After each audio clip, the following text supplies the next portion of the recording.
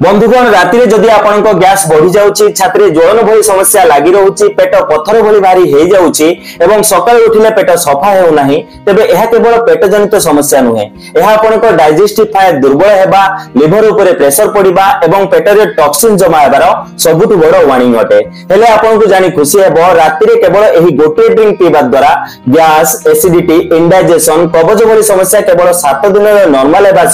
सकाळ आपण पेट 100% सफा आज से राति वाला पावरफुल ड्रिंक मु आपको स्टेप बाय स्टेप बनै देखैबी सेति पई वीडियो को शेष जाय निहाती देखंतु कारण वीडियो शेष रे मु एमिति एक बूस्टर स्टेप शेयर करिछि जहा ड्रिंक को आहुरी अधिक पावरफुल बनै दिए सबुठ भलो कथा हैला एहा प्रूफ बेस्ड रेमेडी अटे एवं एथिरो आपनको कोनोसी प्रकार रो साइड इफेक्ट देखिबा को मिल न थाए बंधुगण किछि दिन पूर्व जने भेयर मते मेसेज कले कि भाई मोर राति खराब कटुछि प्रतिदिन राति रे गैस बढ़ी जाउछि छाती रे ज्वलन लागि रहउछि पेट फुलिगी रहउछि एवं सकाळ पेट केबे भी सफा हेउनी सेति पय डेली मेडिसिन भी खाउछि हेले सेत्रु केवल किछि समय पय आराम मिलुछि राति रे एसिडिटी एवं सकाळ कोष्ठकाठिन्य मो पय सबुठ बड़ समस्या होई गलानी सेही दिन राति रे मु तांको आजिर एही सिंपल 1 कप ड्रिंक ट्राई करिबा को कहली केवल 4 दिन भीतर सेही भाई पुनी थरे मते मेसेज करी कहले भाई राति रे गैस 70% पर्यंत कम होई गला छाती रे ज्वलन ऑलमोस्ट शेष होई गला एवं सकाळ पेट एमिति सफा हेउछि फले पूरा दिन शरीर हलुका लागुछि सेही सहज एवं पावरफुल नाइट ड्रिंक आज मु आपनको बनेबा सिखेबी एवं जदि आपण एहाको ठीक उपाय रे सेवन करिवे तबे केवल 7 रु 10 दिन भितरे आपनको गैस एसिडिटी इंडाइजेशन एवं कब्ज भली समस्या धीरे धीरे शांत हेबा को लागिबो एबे जानि नियंतु आपनको शरीर रे एही पांचटी समस्या काहे की बढ़ी जाय प्रथमत साइंस अनुसार राति रे हमर डाइजेशन स्लो होई जाय फले अधबचा खाद्य पेट रे ही रहि जाय एवं गैस और एसिडिटी भली समस्या बढ़ी जाय द्वितीय रे लिवर ऊपर प्रेशर बढ़िबा कारणरू टॉक्सिन्स पेट रे जमा हेबा को लागे एवं सकाळ पेट सफा हुए नाही तृतीय रे पेटर मोटिलिटी धीमा हेबा कारणरू खाद्य आगु को बढ़ी पारे नाही फले कब्ज एवं हेवीनेस उत्पन्न हेबा को लागे ठीक सही परी आयुर्वेद अनुसार एहा हेबार प्रथम कारण अटे अग्नि बा डाइजेस्टिव फायर दुर्बल हेबा जहा फले खाद्य अधोपचार होई जाय एवं गैस और एसिडिटी भली समस्या उत्पन्न होई थाए द्वितीय कारण अटे शरीर रे आम बा टॉक्सिन्स जमा हेबा जेबे शरीर रे अधिक विषाक्त पदार्थ जमा होई जाय तबे बारंबार हेवीनेस मुंड बुलेबा एवं एसिडिटी भली समस्या भोगिबा को पड़ी थाए सेति पय आजिर एही ड्रिंक उभय केस रे काम करि थाए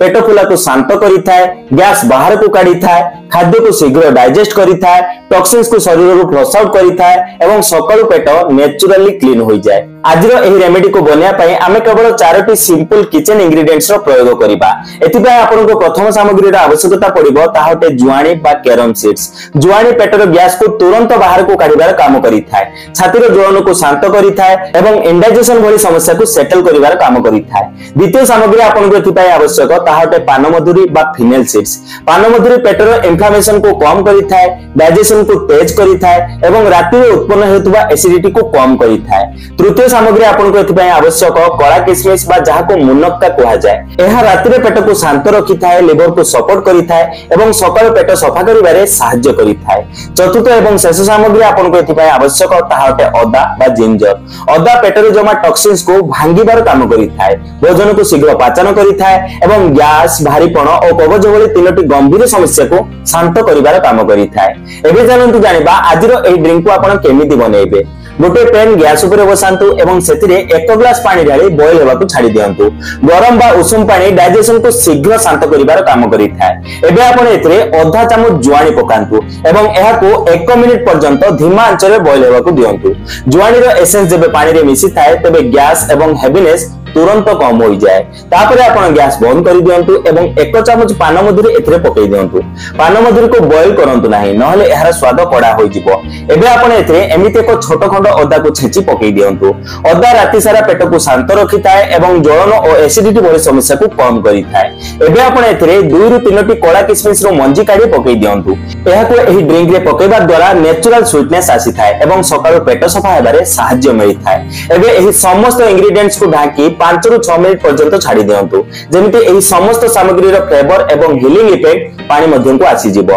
तापर आपण एही ड्रिंक को छाणी नियंतु एवं धीरे धीरे उषुम उषुम आपण एहार सिप सिप करी सेवन करंतु हेले मने रखंतु पूरा गरम आपण एहार सेवन करंतु नाही हेले उषुम उषुम जदि आपण एहार सेवन करिवे तबे उषुम पानी डाइजेशन रे सबुठ अधिक आराम पहुंचाई थाए बंधुगण एबे जानि नियंतु आपण एही ड्रिंक रो केउ समय रे सेवन करिवे कारण एही ड्रिंक रो समस्त प्रभाव एहार टाइमिंग ऊपर डिपेंड करि थाए। भूल समय रे जदि आपण एहार सेवन करिवे तेबे एहार प्रभाव अधा होई जिवो हेले ठीक समय रे जदि आपण एहार सेवन करिवे तेबे केवल 2 रु 3 दिन भीतर आपण को एथरो फरक देखिबा को मिलिबो। हेले मोस्ट इंपोर्टेंट कथा हैला एहा को केउ समय रे पीबा आवश्यक। रात्रि रे सोइबार 40 रु 45 मिनिट पूर्वरु जेबे पेट हल्का थाए सही समय रे आपण को एहा पीबा आवश्यक। हेले रात्रि रे हेवी खाद्य जदि खाउचंदी तबे तुरंत एहार सेवन करंतु नाही। एहा को सेवन करिवार 20 रु 25 मिनिट भितरे आउ किछि भी खांतु नाही फल एही ड्रिंक को शांत होई काम करिवार समय मिलि थाए। कम रु कम 7 रु 10 दिन पर्यंत कंटिन्यू आपण एहार सेवन करंतु केवल 2 रु 3 दिन भितरे आपण को एथरो निहाती रिजल्ट देखिबा को मिलिबो। बंधुगण शीत दिन मानकरे हम डाइजेशन वीक होई जाय सेति पई नवेम्बर रु फेब्रुआरी मध्ये एहार सेवन करिबा एही ड्रिंक रो प्रभाव को डबल करि दिए। एबे जानि नियंतु एही ड्रिंक को केवल 7 दिन सेवन करिबा द्वारा आपनक शरीर रे कोन कोन परिवर्तन देखिबा को मिलि थाए। प्रथमतः आपनक गैस 60 रु 70% पर्यंत कम होई जाय। रात्रि आपनक जे गैस पेट फुलिबा एवं छाती रे ज्वलन भली समस्या अनुभूत हेउतला ताहा धीरे धीरे कम हेबा को लागे। प्रथम रात्रि आपनक एथरो आराम मिलि थाए। द्वितीय रे एसिडिटी एवं ज्वलन भली समस्या शांत होई जाय। अदा एवं पानमधुरी रो प्रभाव छाती रो ज्वलन एवं खटा हेकुटी भली समस्या को शांत करि थाए फल रात्रि रे बारंबार उठिबा कम होई जाय। तृतीय रे इंडाइजेशन भली समस्या सेटल होई जाय अर्थात खाद्य पेट रे जमा हुए नाही बरं भलो से डाइजेस्ट होई जाय। सही कारण रो हेवीनेस एवं पेट फुलिबा भली समस्या धीरे धीरे कम होई जाय। तृतीय रे कबज बा कोष्ठकाठिन्य भली समस्या शेष होई जाय। एहर सेवन द्वारा सकाळ आपनक पेट 100% सफा होई जाय। स्ट्रगल कम करिबा को पड़ी थाए एवं प्रेशर नेचुरली आसी थाए। शरीर रे जमा टॉक्सिन्स बाहरिबा परे आपनक लाइटनेस फ्रेश एवं एनर्जेटिक फील होई थाए।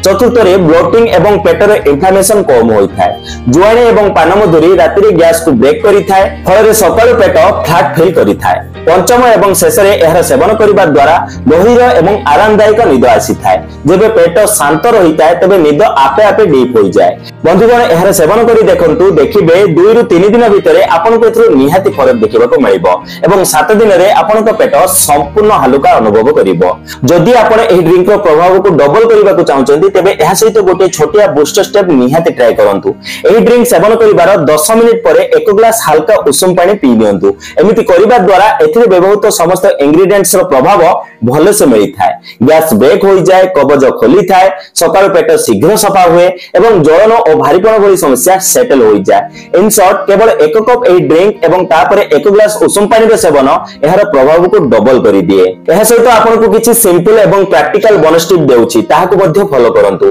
बोनस टिप 1 रात्रि रे ठंडा पानी आदो पियंतु नाही। रात्रि रे ठंडा पानी रे सेवन डाइजेशन को आहुरी अधिक स्लो करि दिए। सर्वदा अल्प उषुम पानी रे सेवन रात्रि रे करंतु। बोनस टिप 2 रात्रि रे हालुका खाद्य सेवन करंतु। जदि आपण रात्रि अधिक हेवी खाद्य जेमिति कि ऑयली पनीर एवं फास्ट फूड रे सेवन करंती तबे एही ड्रिंक रो प्रभाव धीमा होई जाय। रात्रि हालुका भोजन करिबा द्वारा गैस एसिडिटी भली समस्या शीघ्र शांत होई थाए। बोनस टिप 3 रात्रि निहाती 15 मिनिट वॉक करंतु। खाद्य खाइबार 20 रु 25 मिनिट परे केवल 10 रु 15 मिनिट वॉकिंग करिबा द्वारा इंडाइजेशन एवं हेवी फीलिंग भली समस्या अधारु अधिक कम होई जाय। बंधुगण जदि आज एही राति वाला रेमेडी आपनको अल्प भी यूजफुल लागे तेबे एही वीडियो को गोटे लाइक निहाती दियंतु कारण आपनको गोटे लाइक YouTube को एहा जणाय थाए कि एही वीडियो अधिक रु अधिक लोकन पाखरे पहुंचीबा आवश्यक। एवं जदि आपण भी चाहउछथि कि मो आपनकर कोनोसी रोग बा समस्या ऊपर वीडियो बनाए तेबे तळे कमेंट रे आपनकर समस्या नाम निहाती लेखंतु। मो 100% ताहा ऊपर वीडियो बनेबा को चेष्टा करबी।